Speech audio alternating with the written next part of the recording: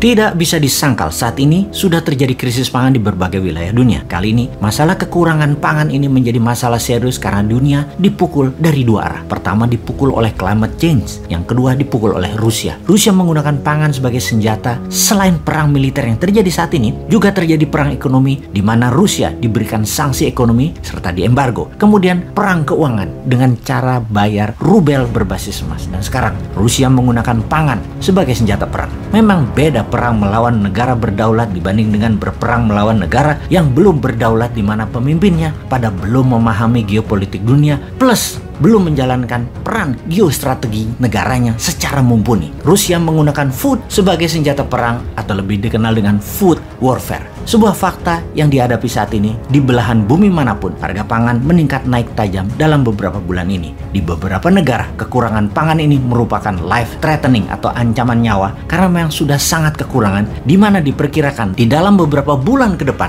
300 juta jiwa di beberapa wilayah dunia akan mengalami kelaparan seperti di Afrika, Asia Barat, dan Amerika Latin. Dan kalau tidak ditangani segera dalam beberapa bulan ini, dunia akan mengalami masalah pangan dalam dekade ini. Untuk hal ini, tidak ada satupun negara yang bisa menyelesaikan masalah pangan ini sendiri. Yang jadi pertanyaan, apa penyebab kekurangan pangan ini? Ketika dunia saat ini terjebak dalam multi-front war atau beragam bentuk perang, ternyata penyediaan pangan menjadi senjata perang atau food weaponized. Salah satunya dengan menahan gandum, dan Amerika menuduh Rusia untuk hal ini. Gandum adalah makanan utama di berbagai wilayah seperti Afrika Timur, Afrika Utara, Asia Barat, Eropa, dan Amerika tentunya. Biden kemudian menuduh Putin untuk memenangkan perang. Putin membuat dunia kelaparan. Antony Blinken, Menteri Luar Negeri Amerika di PBB mengatakan perbuatan Rusia menyerang dengan menahan ketersediaan gandum dan grain memukul pangan dunia hingga minus 10% pengaruhnya dan membuat naik harga pangan dunia hingga 15% dalam waktu 3 bulan ini saja.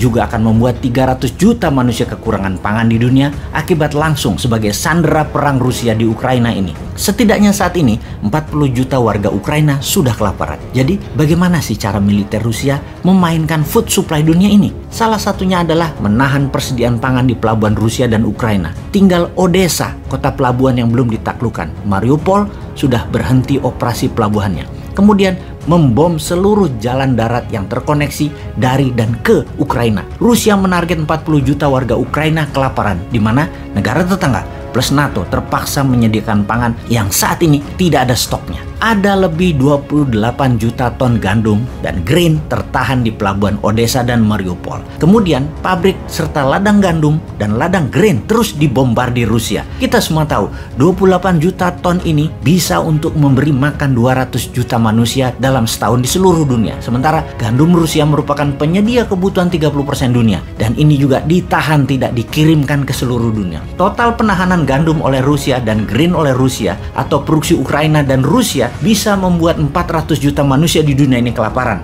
Dengan tuduhan Amerika dan Eropa atas tindakan Rusia yang mengakibatkan dunia kelaparan, apa jawaban Moskow? Sesungguhnya Amerika dan sekutunya lah yang disalahkan karena mengembargo dan memberikan sanksi ekonomi ke Rusia. Aslinya yang membuat food supply dunia bermasalah sekali lagi adalah perilaku Amerika dan sekutunya yang mengembargo dan memberi sanksi ekonomi ke Rusia. Ada lebih 10.000 sanksi ekonomi dijatuhkan ke Rusia yang membuat bukan saja gandum tidak bisa dikirim, namun banyak lagi jenis pangan lain yang terhalang, terdisrupsi ketersediaannya dan distribusinya. Ukraina Rusia penghasil biji-bijian, gandum, jagung, dan minyak bunga matahari yang sangat mempengaruhi dunia. Ketika Guterres, Sekjen PBB, minta Rusia melepas produk-produk tadi, Rusia minta sanksi ekonomi ke Rusia juga dicabut. Sebuah tawar-menawar yang setara dan kejam tentunya. Itulah tindakan negara berdaulat, tidak bisa ditawar dalam arti sebenarnya. Medvedev, wakil Rusia di PBB yang juga mantan presiden Rusia, mengatakan nggak adil kalau kalian mengsanksi ekonomi rakyat Rusia tetapi kalian minta lepas pangan untuk kepentingan kalian. Itu tindakan dan permintaan yang aneh. We are not idiot. Kalimat "kami bukan orang bodoh" merupakan ucapan tantangan